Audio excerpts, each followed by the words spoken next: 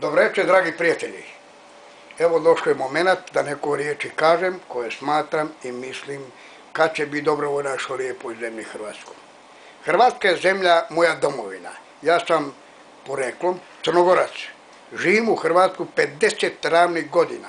Plaćam obveze, doprinose, poreze, firmu sam imao, bio sam direktor zanatske zadruge Zanatija Krk, organizator sam bio osnivač udruženja privatnika, mnoge objekte, škole, dečje vrtiće sam gradio, crkve, katoličke i sve moguće objekte koji su bili društveni u tom sistemu u Socijalističkoj Republici Hrvatskoj.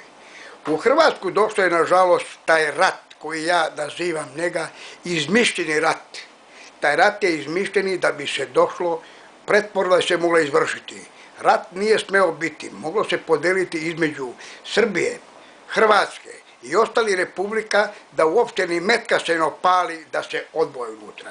Moja žena Hrvatica, ja kad moju ženu ne bi živio ako treba, ja bih rekao podelit ćemo našu imovinu i još bi dao više i ja bi napustio nju, otišao svojim putem. Znači, morali su napraviti naši veliki rukovodeći, izmišljeni političari, kao što je Franjo Tuđman, Milošević, veliki predsjednik Srbije, a ovaj veliki Hrvatske, pa onda se pojavio Izetbegović velike Bosne, pa je tražio Milošević da traži veliku Srbiju, a Tuđman nije odustao, on traži veliku Hrvatsku. I on rekao, šta je ovo Hrvatska? Pa Hrvatska je ovo, pa Crna Gora, pa pola Srbije, a Bosna njegova. I naravno stvar da je moglo doći kroz poliće između ti ljudi. Po mojem mišlju unutra to je došao otvoreno iskreno građanski rat u Republici Hrvatskoj i u bivšoj Jugoslaviji. Nažalost, da bi se izvršilo, dokaz je danas koji postoji u ovoj lijepoj zemlji, lijepoj Hrvatskoj, da je dokazano sada da su naši veliki političari koji su pljačkali u zemlju. Ne samo u Hrvatsku, nego i u Srbiju, u Crnu Goru, u Bosnu, u Makedoniju. Neću ulazim u Sloveniju. Slovenci su uzeli pare u bankama koje smo držali tamo novce, gdje smo držali novac, no danas još 20 godina je prošlo, nismo dobili ni jednu marku, niti jedan euro, pa niti jedan dolar, a ni jednu kunu, hvala Bogu. Ja bih volio jednu stvar da poručim ovome našim političarima. Dragi političari u Saboru, sramota. Sramota za ovu lijepu zemlju, Hrvatsku, koju ste vi tamo se pokupili, koju smo mi glasali za vas, da vi pravite sprdačinu i da se smijete sami mi u sebe. Pijete, jedete zajednički, a na televiziji se svađate, a onda završavate i jete poptužite na druga. Evo dokaze ovakve stvari, gdje su oni, ne znam, kamionđije koji su bili, pa onda su bili ovi, pa prodata INA, pa prodala je INA, pa je prodato svi značajni objekti u Republici Hrvatskoj, projekti koji su vredni, koji su koštali milijarde vrednosti. Kapital koji je bio u Republici Hrvatskoj, koji sam ja sa ponosom, kad sam izlazio u Crnu Goru i u Srbiju, kad sam išao, ja sam bio ponosan gdje živim u Republici Hrvatskoj. U vreme rata su izmislili da ovo nije Hrvatska. Kako nije, kad sam ja učio u osnovnoj školi, kad sam bio dijete, da postoje 6 republika i postali su još 2 pokrajine. A iza toga, 74. godine, gdje je postalo unutra 74. godine, postala je bivša Jugoslavija podeljena kao konfederativna zemlja, gdje se odlučilo. A da se vratimo još nazad, za vremena Tita, Kardelja i koji su bili da je bilo samoupravno društvo, u ta vremena nije bilo da se kaže da je to onda izvršena pretvorba. Postali su tvornice radnicima, stanovi, kuće. Znači, privatna imovina je postala u ta vremena gdje su naši radnici trebali da nastave svoju imovinu i svoje tvornice. Kao uzmemo uzor u Švedskoj. U Švedskoj je Švedska kapitalna zemlja, ali pod socijalističkom sistemu, koji unutra svaki radnik je zaštićen, koji radi zaštićen ima plaću normalnu. Normalan život, putuje po svijetu i putuje i radi i stvara. I hoću vam reći ove stvari. Za konca, dragi moji prijatelji, evo sad je došao rasplet, pa neće doći rasplet, nadamo se.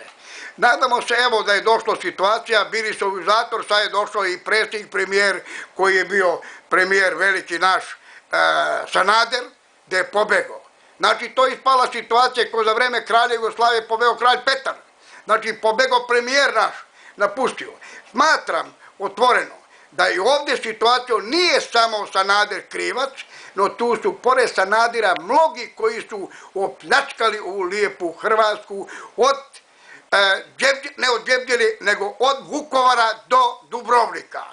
To je opljačkano i ostali su ljudi danas radnici koji se izagone i nemaju nikakva prava, nemaju za kruh. Rade kod gazde, to su sve gazde postali, do podne i u 10 ili 12 sati napolje iz kuće i još ne primaju plaću po 3, 4, 5 i 6 mjeseci. Pitam se ja, gospodo draga, dragi prijatelji naši, koji ste vi ti koji trebate da vodite sa ponosom. Ja sam bio direktor u Socijalističkoj Republici Hrvatskoj i bivšoj Jugoslaviji. Direktor je morao biti da se sedeo je komitet ili sudski savez, komitet, dalje, izvršno veće, skupština, da je mogao postati direktor koji vodi firmu. Znači, mora sve da se ispita njegovo poštenje, ko je, šta je, pošten čovjek, da li je halovan da može da otima ljudima parče kruha iz usta. To se nije događalo. Ja smatram, podčitno da treba napraviti ovo društvo, da izvrši izbore u Republici Hrvatskoj, ma ne samo u Hrvatskoj, ja pričam u Hrvatskoj, da ne pričam o celoj bivšoj Jugoslaviji. Ista je stvar, to se događa i u Srbiji, u Crnoj Gori, u Bosni, Makedoniji, Janko i Marko, da ne pričam Sloveniju i Slovenija otišla u Evropsku uniju, u Evropsku uniju neće nas niko tako lako primiti. Mi dok ne rešimo naša problema, svaki čovjek treba očistiti smeće iz svoga dvorišta i da bi došli mi ko ljudi koji ćemo da rešimo taj problem. Pa ću vam sad reći, ja sam prije nekoliko mjeseci primio priznanje u Republici Hrvatskoj za životno djelo, jer se razume, to nije malo priznanje, ja sam ponosan, to sam rekao prije, šta sam radio, snimao škole, radio škole, dečje vrtiće, poklanjao, radio stvarao. Nisam uzeo ni jedan dinar jugoslovenski ili marku koje su bile se marke unutra, da sam metio u svojem džepu da sam uzeo. No sam ponosan bio i ponosan idem kroz Krk i kroz Hrvatsku i kroz cijeli svijet sa ponosom dignite glave, sa poštenjem. Molim vas, podhitno izbore napravite i rešite problem. Ubacite mlade ljude i ispitajte ljude, pošteni ljudi, koji su pošteni radnici i intelektualci. Imamo intelektualce koji su školovani dečka unutra, koji za vreme rata 41. 45. godine drug Tito je uzeo mlade ljude oko sebe skupio i svi republika i pokrene stvorio državu, republiku, bivšu Jugoslaviju.